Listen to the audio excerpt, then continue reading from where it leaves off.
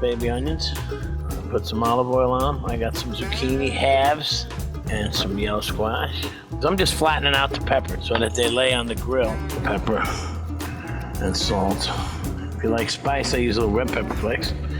But again, a little olive oil on the grill. Nice fillets of salmon and tuna. Same thing, we're gonna season it with salt, pepper, olive oil. Same marinade. So the peppers take a little longer. We want to get those going, and you can't overcook the veggies, so well, you can, but not the pepper. And we're gonna start our sauce.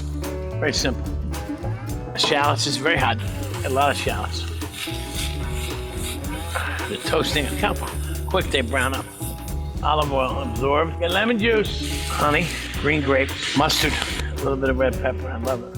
And then the grapes are warmed through yogurt. And I throw some scallions. That's it. We got a grape sauce, mustard, grape, yogurt sauce. And now we got our salmon. And I got a nice tuna, in case you don't want salmon. This is high side. Heat's your benefit because you get caramelization. Look at this. Delicate even with the tongue. See that?